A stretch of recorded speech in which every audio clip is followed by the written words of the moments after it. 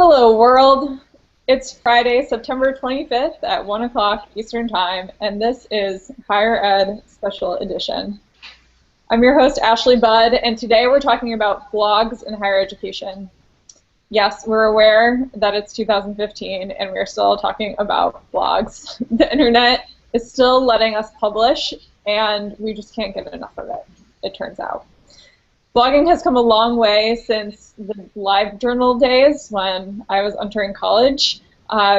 Today's blogs are being implemented in higher ed websites and all different sorts of ways to support both internal and external communication. So we're going to talk a little bit about where the blog belongs in our higher ed sites in 2015. My guests today hail from the University of Arkansas system and Texas Tech, and I'll bring them on in just a moment to talk about implementation and communication with the blogs that they're using at their institutions. But first, a big shout out to the folks that make today's show possible. Today's show is made possible by Omni Update. Blogging adds an authentic voice to your institution, creating a powerful connection with your prospective and current students.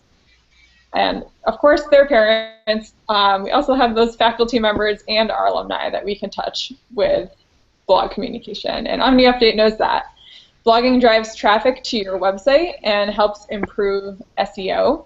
Omni Update's OU Campus Blogs module that integrates from the OU Campus system with a powerful blogging tool that their users seem to love. We've got a couple users on today's show, but you can learn more at omniupdate.com.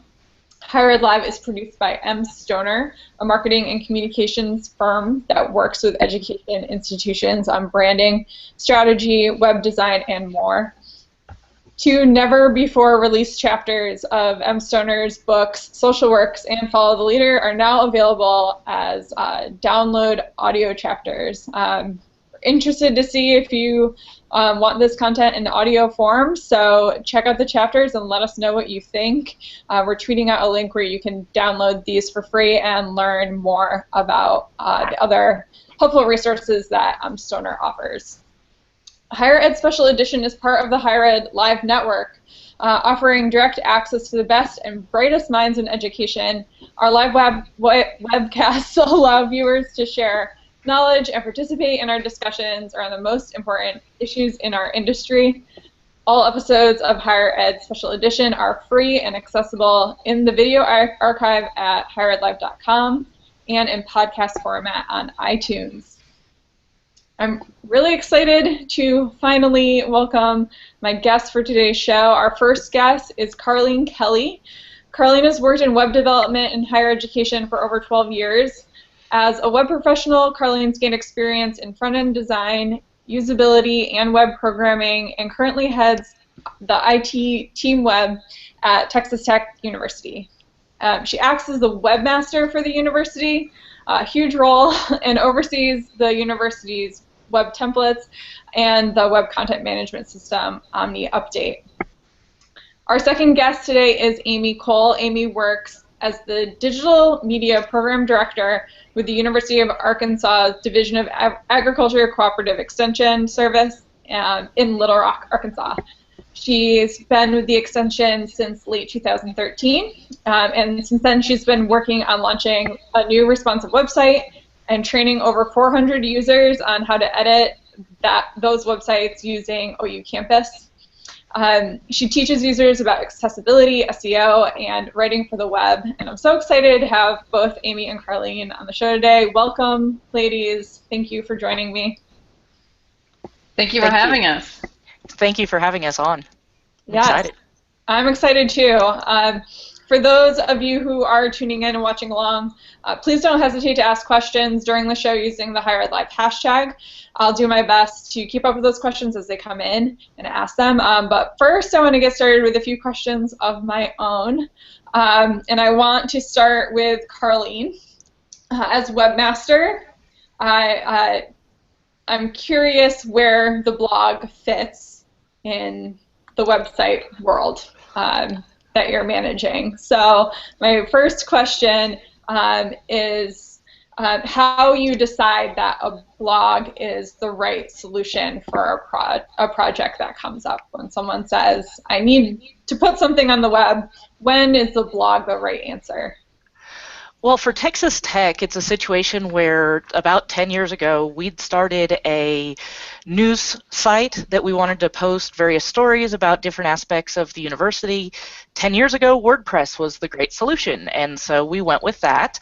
And however, over the years, we've had staff turnover, progression, technology, stuff being better. WordPress became more of a bear than an advantage, and so since we had Omni Update, we switched to OU Blogs, and we just moved our, well, I say just, it was about 6 months ago, we completed the transition of our primary blog, Texas Tech Today, to the OU Blogs platform, so it's all managed in one place. And really, it's one that, you know, our Office of Communication and Marketing hosts it, and they post, you know, a couple stories a day, and I think blogs are perfect for that sort of thing, that you have a lot of content you want to churn out, especially timely content. And then ultimately, since that is the primary news source for Texas Tech, it drives all of the, or most of the content on our homepage, our university homepage, between major feature stories and then just smaller, more special interest stories on our site. Great. So great solution for a news site. Amy, are you using the blogs for a news site or for other purposes? Much like Texas, we were having the same issue before we got our new site live in 2014. It was a hodgepodge of several different blogs. People had said, you know, want to be able to update our own content. We have specialists. We have faculty members, but they're also specialists, and they wanted to put out like a row crop blog, because they have a lot of people who want to learn about that. They had a lot of specialists about just different topics, livestock, things like that. They were not able to update the old site because it was all straight HTML pages, and so they said, we want to be able to do our own thing. So instead of really a blog, it was really more, they use it as a website. A lot of people think WordPress is a website tool. It's technically a blogging tool. So people were sort of twisting it into their own little website. They didn't want comments. They didn't have comments turned on or anything like that. They're literally just putting out stories. Fast forward, we got the site live, and all of these rogue blogs are still out there. And we're losing traffic. Those are a lot of eyes we'd really like to rather see come to our website. So the big push for the next year is going to be pulling those blogs into our OU website, and everybody's able to update the site now. Like I said, I've trained over 400 plus users, and that's incredible. yeah, and varying levels of technical ability, might I add. And so trying to get them to even learn WordPress, which isn't always intuitive, getting them to learn OU is a lot easier because then everybody's using the same platform. We rolled it out initially because our IT department just switched over from using Zimbra email to Office 365. So in order to help those people with all of the terminology, the things that they need to do, the downloads, our IT director used the blog feature to start putting out lots of pages and documents, and really used it as a little mini website tool. The reason I want to have all those blogs into our website is for SEO purposes, because these are very specialized documents. These are all files. The specialists, if we can pull that content in, we have an audience that would be really interested to see those pages, and I want to capture that on the website. And so we're going to probably start having a little bit more of an iron fist with it and pulling in those blogs, going back in, getting those archived features, the stories that they've got, and getting those on our website so we can then track that traffic. So one of the things that you said was that people were confusing websites with blogs, and there are, I know, whole institutions that run on WordPress, for example. Yeah. So how do we, when we're talking to our own internal clients about what kind of a solution they should have for their specific web problem, Carlene, is there a way that you can articulate when something stops being a blog and becomes a website? For me, and I know on our side, that's a big question. For me, it's one that for the blogs and things that people want to do, you know, we get different departments coming to us saying, hey, we want to do a blog. And my first question is why? And most of the time it's like, well, because we need to do a blog. It's like, okay, you know, who's going to update it? How often are you going to update it? Because if it's something that's updated once every 6 months, you have a website. You don't have a blog. And Yeah. so for me, the biggest driver is the timeliness of information. You know, if you need to put stuff out there on a semi-regular basis, you know, then you want to consider a blog. And, you know, they're organized most times by date, and so it's easy to find, you know, the archives and such like that. But if it's something that you're just putting out static content that doesn't have any schedule at all or timeliness, on our side, it's one that do you really need a blog? No, you probably need a website. Or a web page. Or if web it's really page. that Yeah. static, right? That's a great answer. I think that's a great way to look at it. And the other thing that I wanted to run with that you were saying, Amy, was the internal use case. So when we think about timeliness and things getting updated all the time, very logically you can come to the conclusion that a new site would work really well in a blog environment. Internal communication, everywhere I've worked in higher education, is an interesting beast. I think there's a lot of different ways we try to use communication technology to solve internal communication problems, and I think that blogs are a really interesting approach to internal communication. So Amy, could you elaborate a little more on what you've experienced with that, and whether you think that is a good solution for updating staff? Right. So for us, it worked because our IT director wanted to be able to update the pages fairly regularly, and he would have new information that would come out that was pretty timely. And honestly, the stuff that was even older, even a few weeks old, was still relevant. So he was able to get those pages out really quickly because of the way the blog feature is set up in OU. You can get a page set up pretty fast, and it's not that hard to, I mean, it's not, you know, complicated in any way. I mean, he really had no trouble using it. It worked well for him. And I think training people on it is going to be, you know, pretty easy. I've got several specialists in the queue that are interested in doing it. It's just putting it on their schedules to push that content out and make it be more of a dialogue. So his pages, I think he has the comments turned off, but if people did have questions, we could turn that on and they could actually make comments and get updates of the new content. What I tell people is, because we have specialists here that write articles, and they say, well, what's the difference between an article and a blog? Well, typically articles are longer, blogs are shorter, blogs have more pictures. Blogs often have an opinion attached to them too. So if you think of a real blog out there, it's somebody's opinion, and it's got fewer facts and more just a little more bias to them. So if you're actually going to be a person writing about a specific topic that you're, you know, say a specialist on, you can have some facts, but if it's a blog, people sort of know, yeah, they're facts, but also there's some opinion swayed into that. So there's a real difference between a blog and an article. Ownership.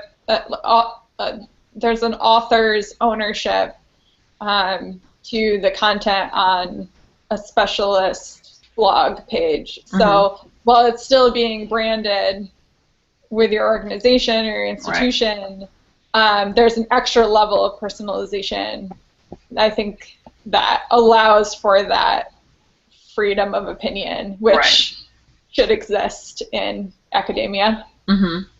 Exactly. Right. Good. Well, I have, you know, I wanted to take a step back maybe before we got into where your projects are now, and talk a little bit about implementation. So I might start with Carlene on that one. bringing the blogs under the same content management system as the rest of your website. Can we talk a little bit about why that's a good idea and what the implementation process would be like for someone who doesn't have that module or that feature in their site, or maybe had it posted on another kind of blog content management system and wants to bring it all under one hood. What was that like, Carlene? Oh, you're on mute. There we go.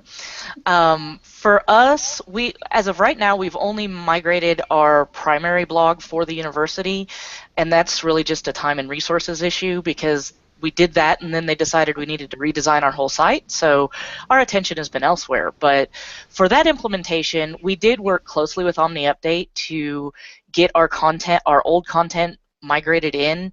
I mean, we had 10,000 plus stories over the past 10 years that we wanted to bring in, and really, I know we used our OmniUpdate services to migrate that content, but it's one that we are prepared to do the other blogs, rogue blogs that we have on campus as well, and bring those in using scripting and such. And the really important thing that we've experienced and kind of the lessons learned is make sure you test everything thoroughly, because no matter how good you think your technical scripts and mumbo jumbo are, you are bound to miss something and have hiccups, and so you want to make sure and test it everywhere. And so we brought up our blog, and our plan for future development is we'll bring them all into the umbrella into a development site where everything gets uploaded into the new template, into the same design. We make sure everything is working and maintain dual instances of that blog for a short period, just so we can make sure everything's working how we mean it to. And then once everybody is pretty satisfied and says, okay, no deal breakers here, then we go live with that blog and their old one stops. We'll take down that WordPress site. And for us, it was really important to, especially with the centralized blog, to get that pulled in.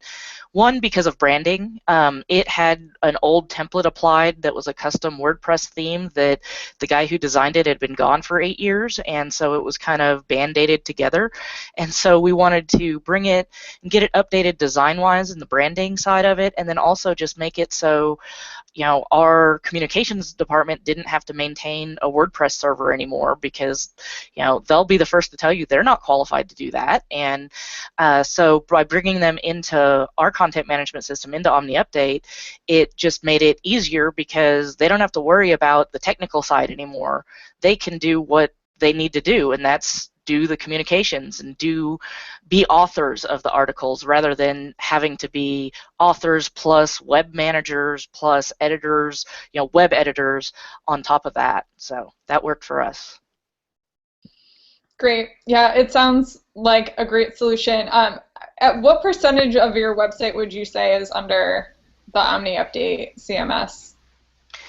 We're working right now, and I think we're on still migrating sites. It's been a very, very long process. I think last count we were up to a little bit over 200 different areas, and that represents about 70-75% of our sites. Oh, okay. Yeah, that's great. I don't have that experience at Cornell, even within my own division.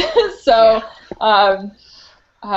I can see all of those advantages, absolutely. And things I hadn't thought about when you mentioned the branding and the templates, and how easy not to have to create different, different templates, different image sizes, and especially now with who knows what page is breaking at what, So thank you for that. Amy, I wanted to ask you about, through implementation, you have had such an emphasis on training. Was that something that you had, started right from the get-go, knew you were going to have to put training in and into this whole process? And where did you start with that? At what point in the implementation process did you start bringing your users in? As far as just OU in general, our entire website we had a training plan that started at the county level. So we're not just one location, we're all over the state of Arkansas. So we're in 75 counties. So I've literally traveled to do hands-on training with people, again, with varying levels of ability, but they have been mandated as part of their job to update the website. So, and willingness. So ability and willingness are also two different things, but I've been dealing with that as well. So the beauty of the OU blogs was I'm not having to train them on some third-party system that, I don't know, I've used WordPress, but I'm not that interested in training somebody on that. If they want to go do their own WordPress thing, they're not going, I'm not going to track anything for them. I'm not going to do anything for them. That's their own baby if they want to do that. So that's why we're encouraging them to use the OU system, because we don't have to do a lot of additional training to get them to use it. So you already know how to log in. That's a big step, weirdly, is logging in for some of our people. So once they're logged in, they just go through a slightly different process to update a blog. So that's a really big reason why we wanted people to use the OU blogs. And they're dynamically creating these pages, new pages. And so more pages mean more opportunity for their content to get found in Google and for us to be seen as a content leader in some of those topics. So it was really all about a long-term plan, and what they don't understand is, yeah, we've got our content, we're doing this content over here, but I'm not tracking it, and I'm not able to quantify that traffic. So my thing about training was, this is just one-stop shop of training. It's not going to be me having to teach you this other system, and you have to have another handout, another guide to learn how to do this. All I have to do is just a couple extra things, and you're trained. And that was a huge appeal to some people, especially when their brains are already full with having to do other things. They don't have to remember another password. And so there were these little things that really helped seal the deal for us. And I've trained a few people. Again, it's all about the ability. Typically, the people who want to do blogging are going to be our PhDs and higher level users, and they're usually pretty good about training and wanting. It's really about the motivation. If their boss tells them they need to get their content out, then they're going to be motivated to train better. So that's helpful. So I'm making an assumption that working for the extension program, you are doing remote trainings in a lot of cases. A lot of it, yeah. We're actually moving towards more training similar to what we're using right now. It's not a Google Hangout, but we use a product called Zoom. And we're able to take control of people's computers and do webinars and trainings like that. I actually have our governance structure set up so that I have my digital media forum meetings via Zoom. So people around the state can attend those meetings without having to travel and stuff like that. So, and then they're able to actually log in on their system from the comfort of their own office without having to drag their computer all the way here. And sometimes it's a 3 to 4 hour drive for some of these people. So it's pretty much the only way we're going to be able to go forward with mass trainings and have people be able to log in. The other thing is you can record the training and then pop that on your website, and then you've got a training that people can go and watch anytime. So we've been doing that quite a bit. Great. Well, it certainly eases the process, I think, when you're moving to a more familiar system than having to learn something brand new. I can see that helping, but yeah, I'm really interested in the remote training on web tools, being a remote staff person myself. Mm-hmm. So kudos to you for doing that and reaching folks. I want to spend a little bit of time talking about content types that are on blogs. Like I said at the beginning of the show, we've come a long way since LiveJournal. And Matt Hames from Colgate University is cracking me up on our back channel here. He says, do you hate the word blog? It's an actively updated CMS, and blog doesn't even have a nice ring to it. And I have to agree with him. Blog is just not a pretty word. But blogs that we knew in the late 90s and what we're talking about today are a prettier thing than they were in the past. So Amy, I'm curious, when you have these specialists coming to you and they want to share the work that they're doing, the research that they're doing, what kind of things are they trying to share? Are they sharing photos, videos? What other kinds of content types are they asking you to host? That's a good question. A lot of our specialists, there's a paucity of photos happening with their articles, and the thing about an actual blog is that it's filled with photos typically.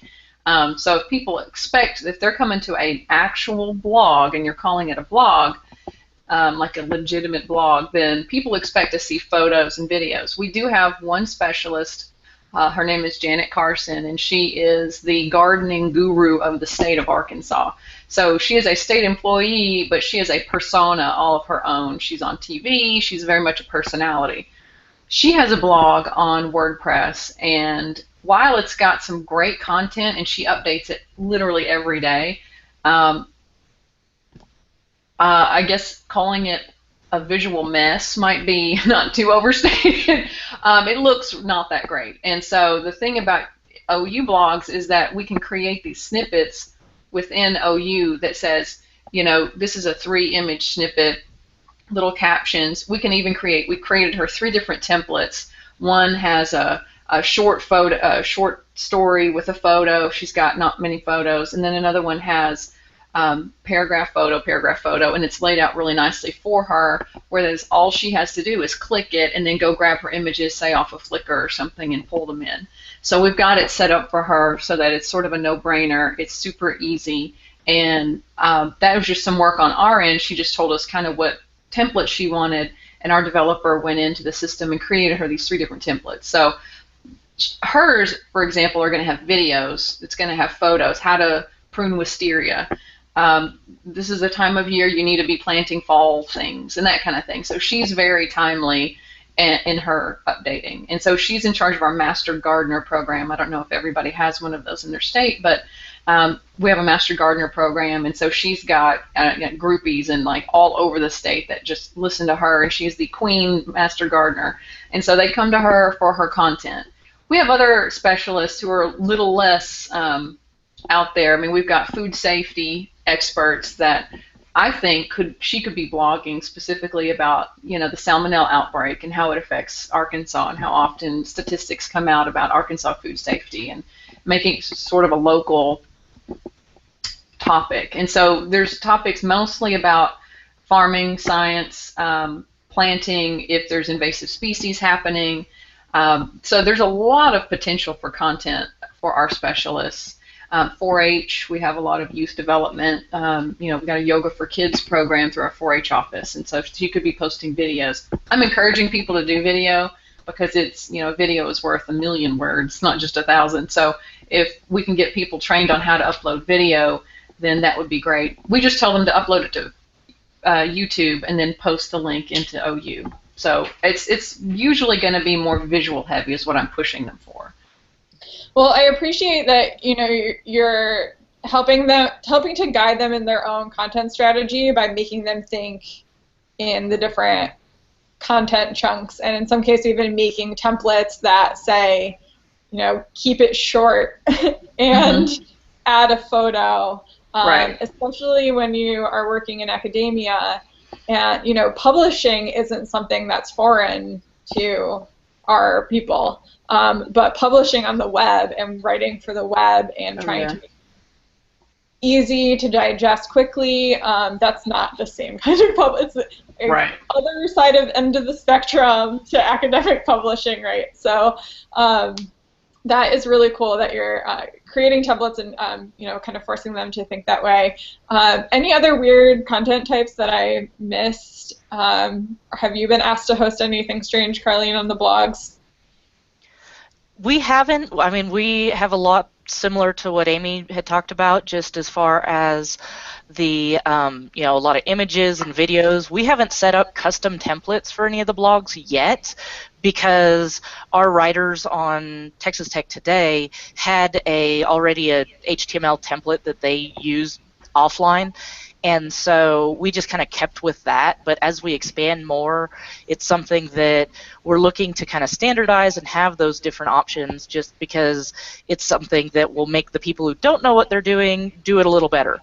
And we do have a mix of, the video and the imagery, and we do have a lot of, like, even just news releases that we push out about Texas Tech. Those are kind of minimized, but we wanted to put them out there, so we have the options for real short things as well as full articles.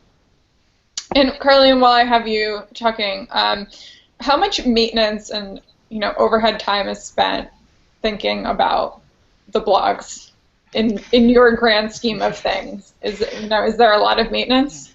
Well, for me and my team, no, not really. We're the technical people. We're not the writers. We're not the people generating content. And so on that side of things, after the initial implementation was completed, there's really very little maintenance really needed. Is that, it works just like other OmniUpdate templates. And so work that we're doing to maintain and keep those up and update those is very analogous to the blog templates, and we just have to do about the same stuff.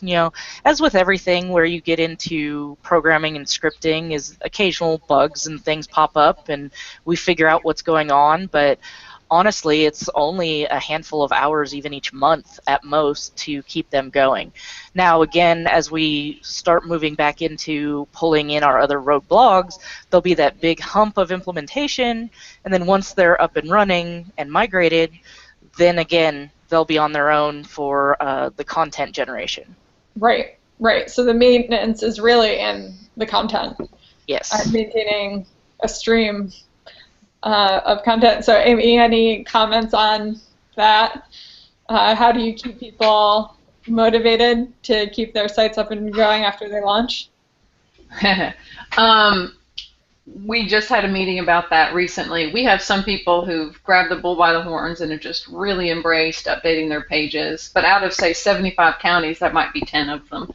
So I think it was getting over the initial fear of, oh my gosh, I don't know what I'm doing, I'm going to break it, and all that stuff. Once some people got over that, they were really great about updating it. And I think there's this false sense of, I don't have time. Well, you do. It really only takes like 5 or 10 minutes to change a paragraph or upload something if you want to do that. I mean, it's not that difficult. And so there's a lot of fear that we're just sort of overcoming, especially from some of the more rural areas where they're just very afraid of tackling things like that. I think what we're going to go towards is having a system where your analytics reports are going to show how much you're updating your web pages, and if maybe even implementing sort of a competitive thing where this specialist is doing a great job, getting a lot of praise for updating their pages, they've got a lot of content out, a lot of followers, a lot of interest, then hopefully that's going to spur some others. There's not a lot of accountability right now, as much as I would like to see. Analytics with them now? We use a product called Site Improve, and we are sending them automatic reports, not only about the accessibility of their pages, but also, and these are to people who, some have never touched the website since we went live in 2014. And so I'm sending them, whether you want it or not, you're going to be getting a report. And that report is something that I can share with their bosses.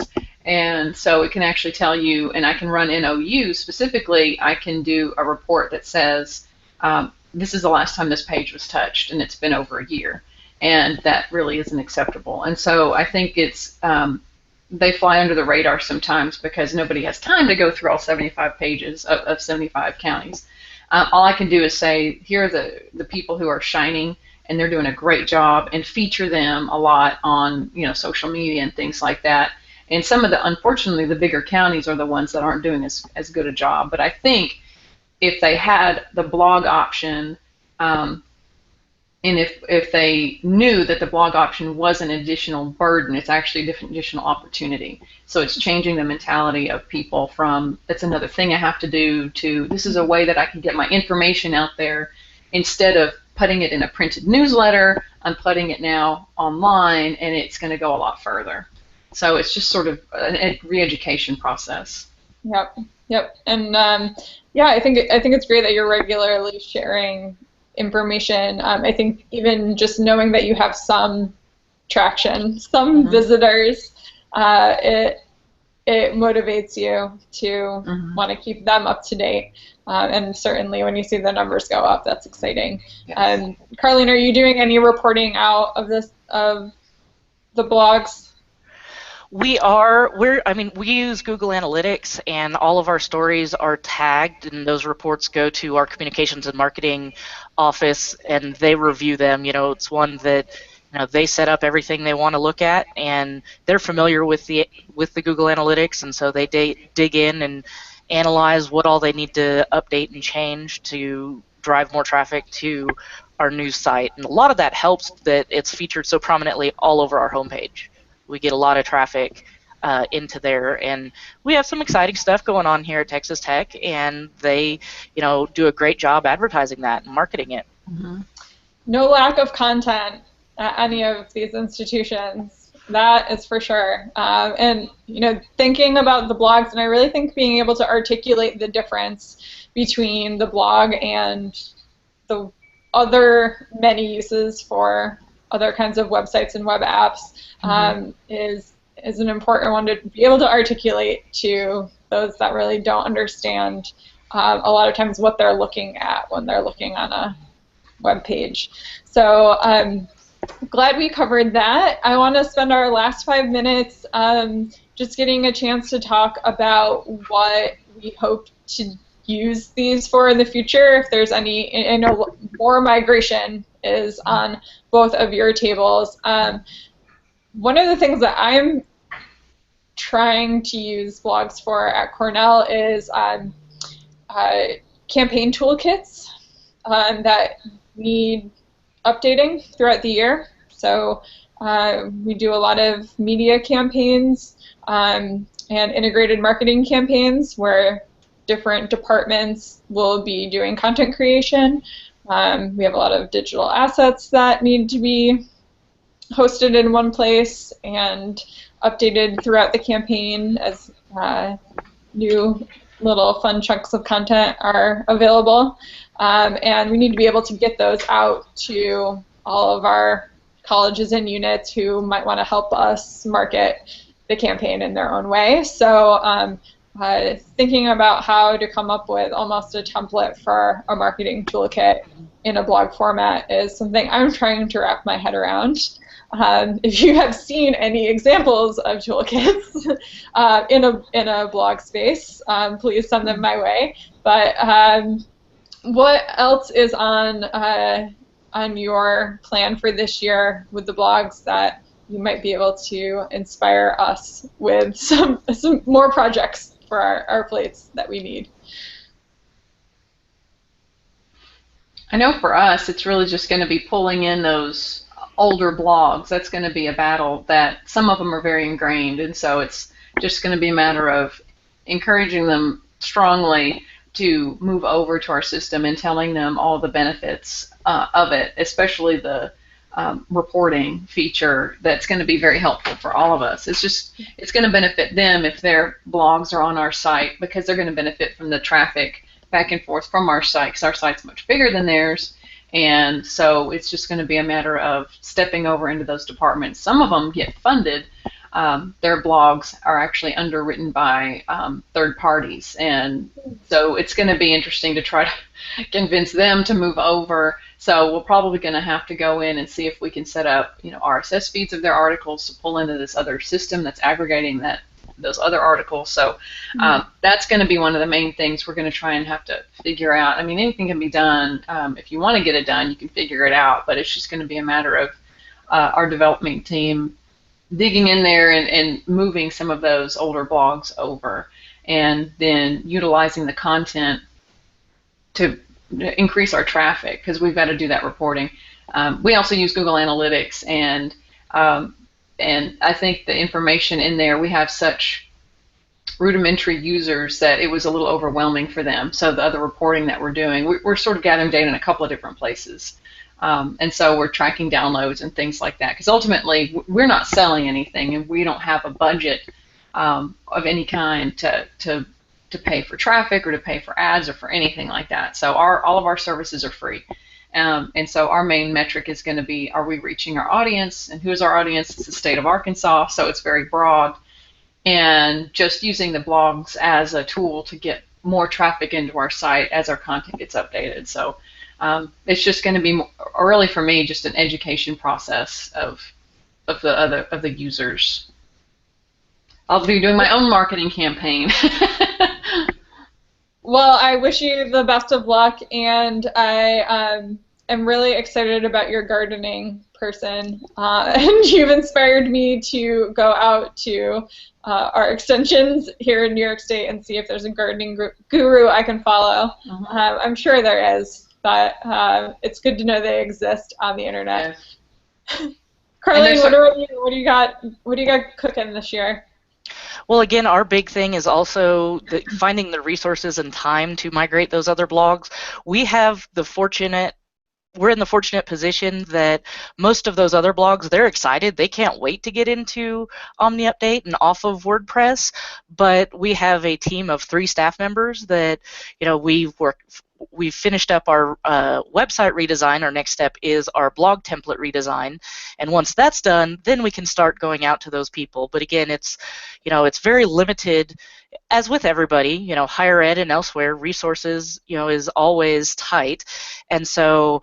But that is something that we've been given a directive that we definitely want to get that put out there, largely because, again, we want to centralize this stuff, so for the branding reasons and the technology reasons, so the people, they don't have to worry about WordPress and running it themselves and potentially having it be insecure and addressing security issues and all of that. And so that's a big draw, I know, for our IT division, is in getting people off WordPress. Not that WordPress is bad, but if you don't have anyone who knows how to take care of it, it can present some problems. And so we want to get everybody pulled back together. And then as far as actual content, our division, IT, is actually, we have a big cybersecurity initiative going on, and we're getting ready to hopefully launch a new blog that will have periodic updates with, different cybersecurity tips and know-how things about how to be safe online and, take care of yourself. So that's kind of internally what we're looking at. Yeah, and I'm still very interested in how we can use blogs for internal communication, because that's seems to be one that lags behind.